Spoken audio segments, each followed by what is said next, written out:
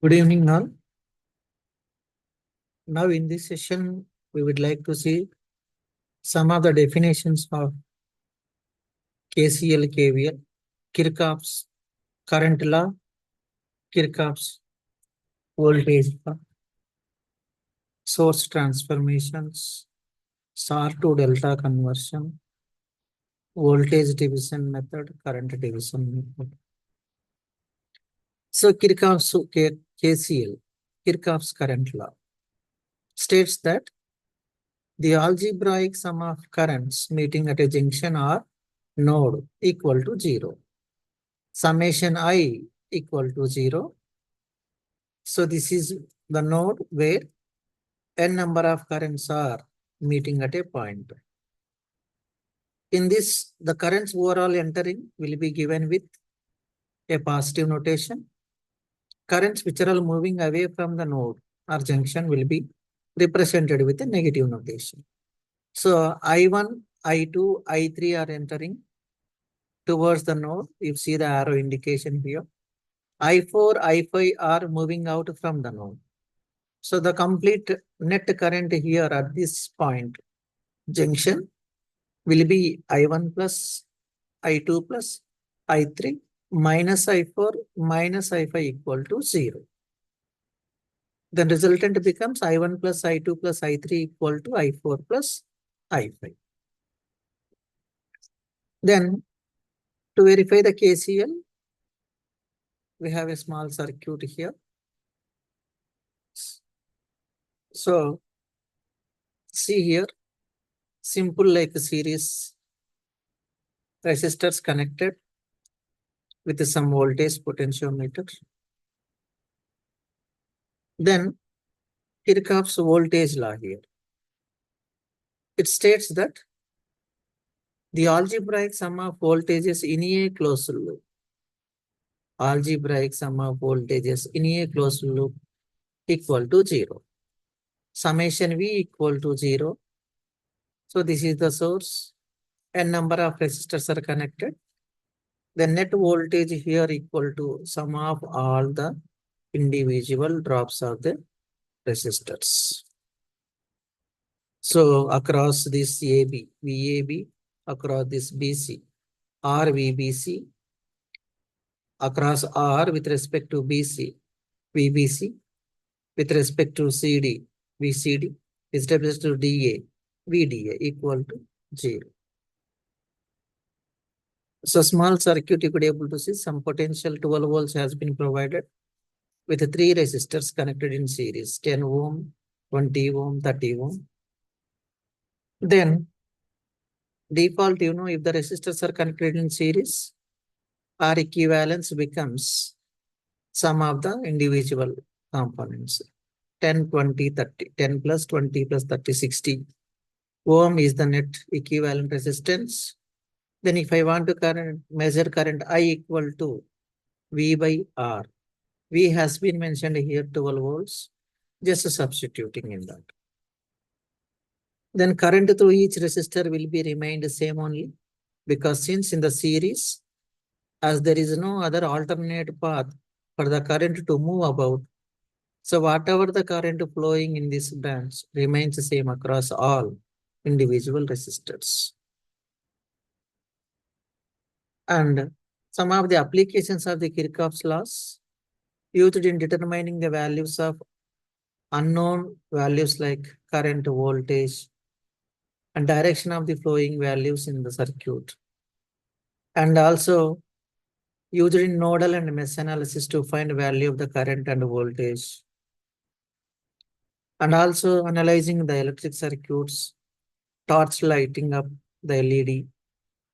These are all the prominent in very single trace that we create on PCB. It's limitations of the Kirchhoff's laws. So KVL is based on the assumption that there is no fluctuating magnetic field in the closed loop. Second one, the electric field EMF could be induced, which causes the Kirchhoff's loop to break in presence of a variable magnetic field. KCL is valid only if the total electric charge is constant in the circuit. And these laws are not good for high frequency AC circuits. Now, next topic we want to see is that source transformation. So in these source transformations, one source will be transformed into the other source or converted into the other source. Current source to voltage source and vice versa. Voltage source to the current source. Here, if you see here, current source to voltage source transformation means, so always current source will have a parallel resistance. So if I want to measure V equal to I into R, so product of I into R becomes Vs, and whatever the R in present here in the current source will be connected in series with the voltage source. Similarly, converting voltage source to current source. So voltage source with respect to a series resistance, if it wanted to convert into the current source, I to be calculated, I equal to V by R, I equal to V by R. Then whatever the series resistance is there will be connected in shunt parallel to the current source. And star to delta connections. Star to delta connection, see, if some delta parameter has been given to convert into the star, all delta will be given with a notation of ABC notation, and R star will be given with a notation of numericals 1, 2, 3. Delta with all alphabet ABC, star will be all with numerical 1, 2, 3. So resultant star here, if I want to measure, calculate, R1 becomes product of adjacent values by sum of all individual values. So R1 becomes RB plus RC by RA plus RB plus RC. Similarly, R2 between RA and RC. So RA RC by RA plus RB plus RC. Similarly, R3 RA between RA RB. RA RB by RA plus RB by RC. Similarly, if star is being given, wanted to convert in delta, so resultant delta, for conversion of resultant delta, you can use this formula. RA equal to sum of the product of the adjacent values by opposite value.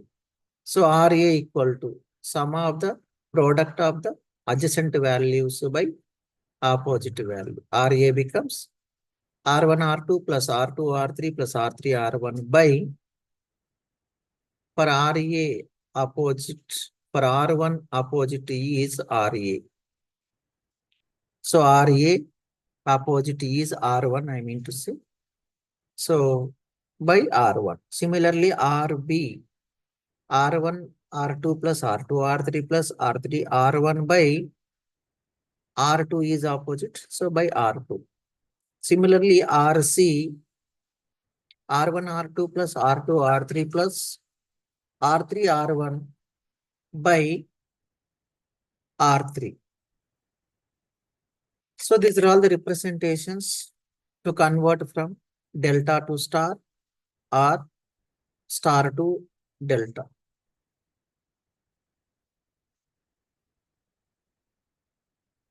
In the case of converting delta to star, all the denominators remain same. Only numerators are going to be variable. Similarly, in the case of star to delta, all the numerators remain same. Only denominator is going to get variable. And voltage division rule, current division rule. Voltage division rule will be done in a series circuit between the series connected resistors. So voltage division with respect to R1, voltage division with respect to R2 to be found means how? R1 equal to V, if I want to measure voltage across R1 equal to net available voltage V into net available voltage V into same resistance by total resistance. Same resistance by total resistance. So with respect to R1, so net available voltage V into same resistance is R1 by total resistance R1 plus R2. Similarly, voltage across R2, if I want to measure by using voltage division rule, voltage, available voltage in the circuit V into same resistance R2 by total resistance R1 plus R2. Similarly, current division rule will be done in the case of the parallel circuits or the shunt circuits. So in the case of this, we need to calculate the total current I from this because these two are parallel. R equivalent becomes R1 R2 into R1 plus R2. The net current, total current IT will be calculated. IT equal to V by R equivalent. Then if I want to measure I1, I2. If I want to measure I1, total current available in the circuit IT into opposite resistance by total resistance. IT into R2 by R1 plus R2. So with respect to I1, R1, if I want to measure the current I1, so becomes IT into R2 by R1 plus R2. Similarly, with respect to R2, if I want to measure the current I2, then it becomes total current IT into opposite resistance by total resistance. IT into R1 by R1 plus R2. Then mesh analysis, node analysis. In the case of mesh analysis, what we do is we frame the equations for the current. Sorry. In the case of mesh analysis, we can also tell it as a loop analysis. We frame the equations for the voltage V that is equal to V equal to R into I form. R into I form in order to find out the respective mesh currents. Respective mesh currents. See here, mesh analysis can be done with the help of a small numerical here. In the circuit, if nothing has been given the indications, current direction indications, default, we take all the loop currents are in a clockwise direction. If no indications were being mentioned, we will take all the loop currents are in a clockwise direction as represented here. Then we will frame the equation for voltage V equal to R into I form. With respect to see here how many loops we have? 3 loops we are having. So with respect to loop 1, loop 2, loop 3, we need to frame the equations. So with respect to loop 1. So loop 1, I go with ending notation. Plus 10 minus 2 I1 minus 2 of I1 minus I2 equal to 0. Similarly, with respect to loop 2, minus 2 of I2 minus I1 minus 3 I2 minus 1 of I2 minus I3 equal to 0. Similarly, with respect to loop 3, 1 of I3 minus I2 minus I3 minus 6 equal to 0. So after finding of all the 3 equations with respect to all the 3 loops, directly we can solve by using of the Cramer's rule method. By using of the Cramer's rule method. So to find the constants, required constant I1, I2, I3 means first the given matrix you need to find out the determinant of that. And if you want to find I1 value, so delta 1 by delta. Delta 1 is nothing but, whereas all the constants of the column will be represented in the first column. Similarly, delta 2 means all the constants will be represented in the second column. Similarly, for I3, delta 3 by delta. So delta 3 will be framed here. All these constant matrix, column matrix will be represented in the third column. Otherwise, by seeing all the expressions, we can directly give the Calci equations. So based on the available expression, giving all the coefficient values of the variables, we will find the final I1, I2, I3 values. One more example. See here, two loops only we have with the two sources. Then the final expression becomes plus 10 minus 10 I1 minus 40 of I1 minus I2 equal to 0. Loop 1 expression. Then final expression of the loop 1 becomes minus 10 minus 50 plus 10 minus 50 I1 plus 40 I2 equal to 0. Similarly, in the loop 2,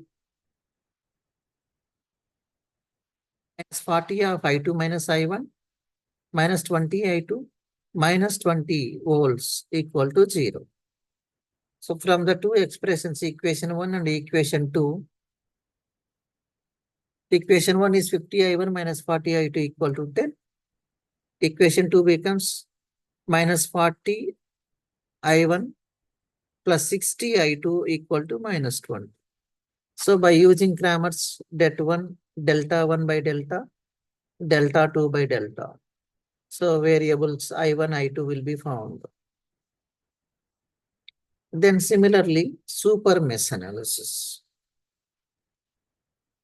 Super mesh analysis means it is a analysis where we does is super mesh is formed if a network is being consisting of a current sourced branch between the two interlinked loops. If a network is consisting of a current sourced branch between the two interlinked loops, then these two interlinked loops will combinedly frames the super mesh equation along with its super mesh branch equation. Here also, like how we used to frame the equations in the mesh analysis, we will frame the equations for voltage V, that is V equal to I into R form only, in order to find out the respective mesh currents or loop currents. Next, going to nodal analysis. So in the case of nodal analysis, we frame the equations with respect to the active nodes. Active node, nothing but point where two or more number of elements are joined, connected together. Then here in the case of nodal analysis, we frame the equations for the current I, that is I equal to V by alpha, in order to find out the respective node voltages. With respect to the active nodes, we will find the node voltages. See here, how many nodes we have here? Two nodes, V1, V2. So here, with respect to node 1, 3 branch currents are linked. Sorry, 4 branch currents are linked. With respect to node 2, V2, 1, 2, 3 branch currents are linked. So we need to frame all these. So default through this branch, whatever the current is being mentioned, it is entering into the node, it will be taken directly. Here also current sources were being given, the value will be taken directly. And for the rest of the R's, we will frame in the form of I equal to V by R form. I equal to V by R form. See here, by seeing the example, with respect to node 1, if I want to frame the equation, branch 1, 2, 3, branch 1, 2, 3, with respect to node 2. So with respect to node 1, my expression becomes minus V1 by 2, minus of V1 minus V2 by 4, and this one is entering plus 5 equal to 0. Similarly, with respect to node 2, V2 minus V2 by 6 minus of V2 minus V1 by 4.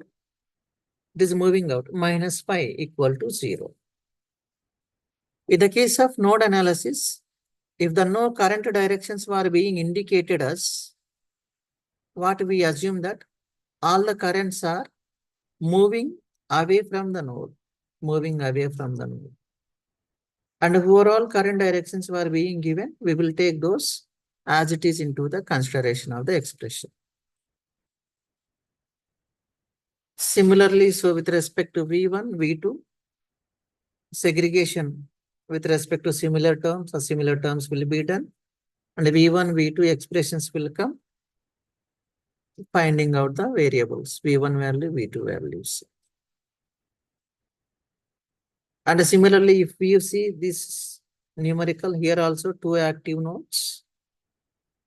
With respect to node 1 and node 2, you need to frame the equation in the form of I. That is I equal to V by R form. Then in order to find out the respective node voltages. Supernode.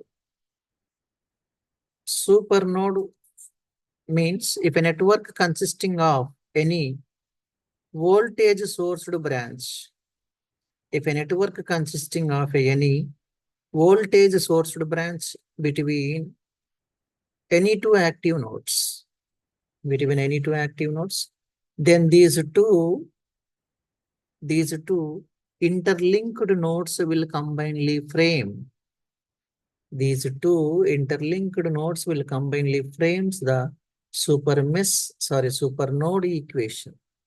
If a network consisting of a voltage sourced branch between any two active nodes, then those two interlinked nodes will combinedly frame the supernode equation along with its the supernode branch equation. Then next we will see about network theorems. In general, in our syllabus, we discuss with 5 theorems: superposition theorem, Thevenin's theorem, Norton's theorem, maximum power transfer theorem, and reciprocity theorem in the next session. Thank you.